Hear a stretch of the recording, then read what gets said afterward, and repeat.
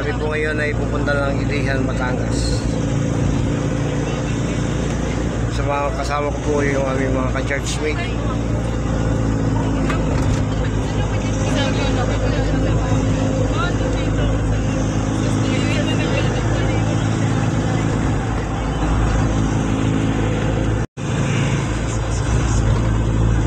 Biyahe na po kami mga kapis.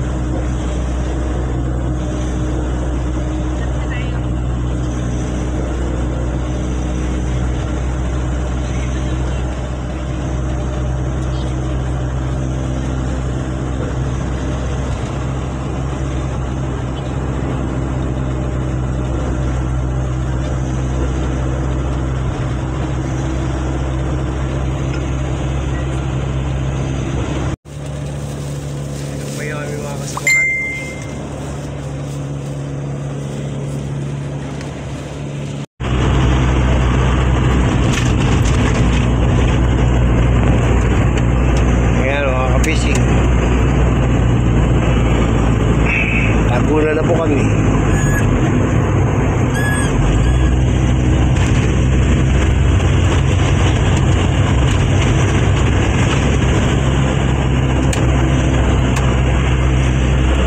Dati ano na to, tatlo, ngayon ano na. Lawak pati dito sa gilid, oh. Oh, 6 na linya na yun. Pero pagdating doon sa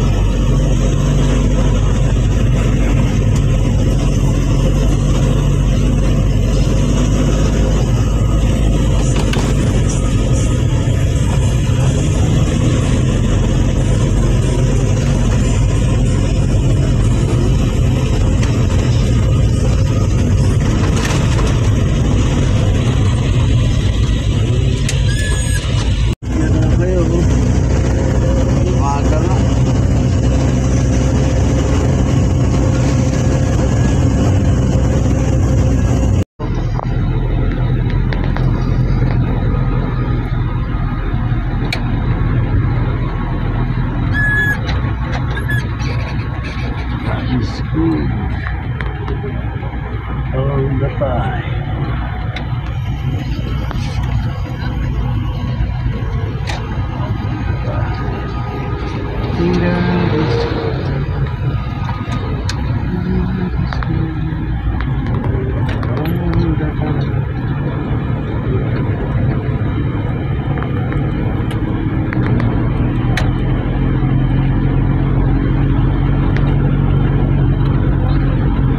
Yun.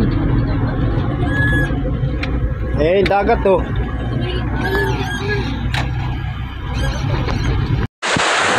So ayan mga kapising. Dito muna tayo sa Ilihan, Batangas. Try tayo mag-fishing dito. Nahuli ko pakpakan. Tawagin po papakol, 2 piraso. Hindi ko po kinunan eh. Maliliit.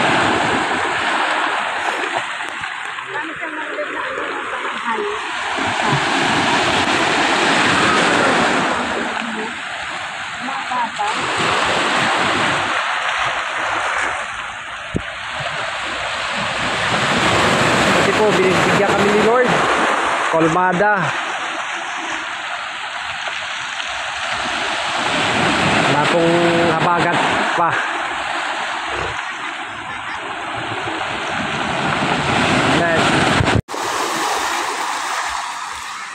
So ayan, magandang tanghali po mga kapising.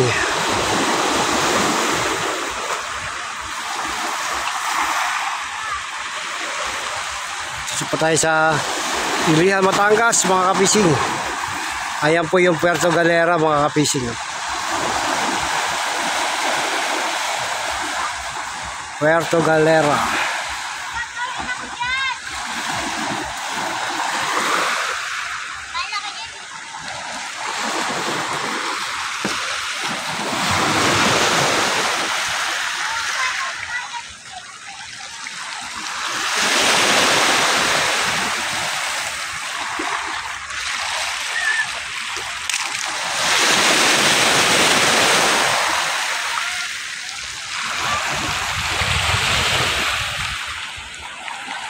Ilihan, Batangas mga kapising. Noong may bayad din po to dito, itong lugar na to. Kaya po may mga harang po dyan. Pero ngayon libre na po siya.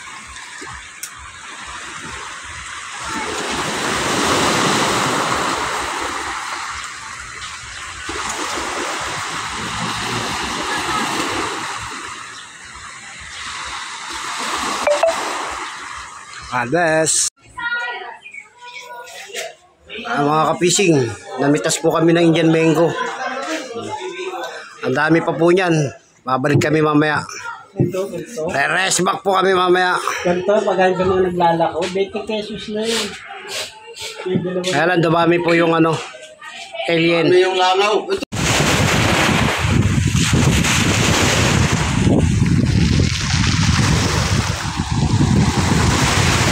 Magandang hapon po mga kapising. Ito po yung ating, tayo po ay hapon na. Dito po tayo sa Ilihan, Batangas.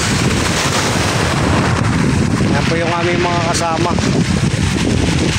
At nagtatry po tayo mag-fishing dito. Wala po tayong mahuli mga kapising. May nahuli po tayo kaninang umaga. Yung papakol na malilit.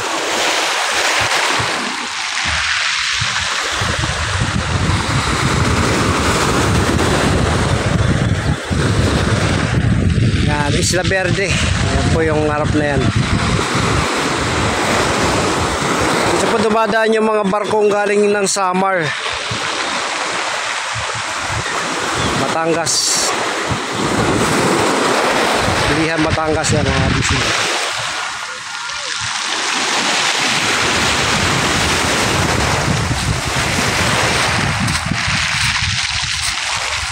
Ang dalang mga bato rito mga kabisig. Kung sa Manila to, hindi mo na kailangan pang bumili ng graba. Kukuha ka na lang dito para pang graba ng bahay. Best. Good morning po mga kabisig. At tayo po ay susubok mag-lure. Ganda po ng panahon mga ka-fishing.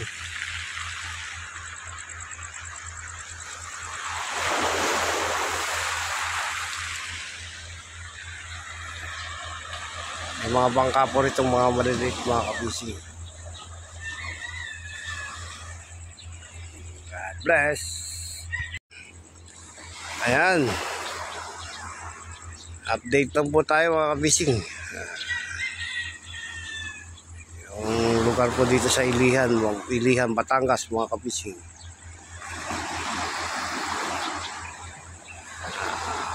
Papansin nyo po may barko dyan, no? Daanan po kasi ito ng mga barko eh. Mga galing po ng Visayas.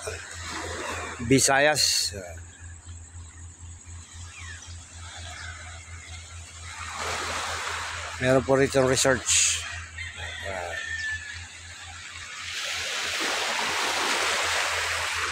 God bless. Good morning. Kasamang ano, May mga kasamang antik. may mga gwardiya. May mga gwardiya ho kasi matamis po itong Indian mango. Pag ganyan po, tandaan nyo kapag may mga antik, ibig sabihin matamis po yan. Kaya may mga gwardiya. Ayaw nilang payagan na manguha. Nuknukan ho kasi ng tamis tong Indian mango rito, mga ka-fishing. Kailangan pang i-impeach na ang ano, ang gwardiya. Yung mga ka-fishing, yung mga laglag o yung mga hinog na. Sayang, di ba mga ka-fishing? Actually po, dito po sa Ilihan, nakaraan, magkano lang po isang sako nito? 125. Kaya lang, ikaw nga lang mamimitas. Kasi maraming gwardiya. Ayan po yung inipo namin ng mga good mango pa mga ka-fishing. Mga bagong laglag ba? Katulad po nito. Ayan o. Hindi bagong laglag ha. Oh, ayan po. Diba? Fresh from the puno. Yan. Indian mango. God bless. At ayan mga ka-fishing, tayo po ay nandito pa rin sa Ilihan, Batangas. At maya maya po tayo po ay uwi na. Huling sulyap bago man tayo umuwi ng Manila. Ilihan, Batangas. Fishing. Kasi gusto nila na medyo madilim na kami umalis dahil gusto nilang makita yung ilaw dyan sa ano.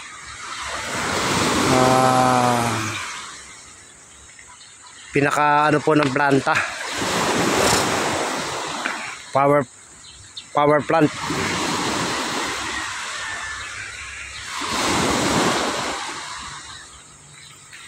Kaya pa yung dagat dito mga ka-fishing.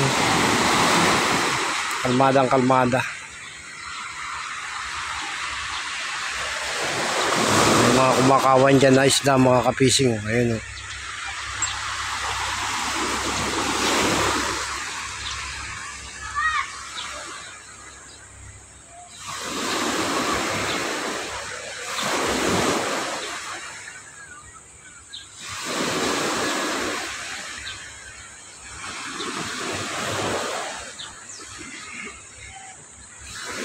Po mga ka-fishing. God bless.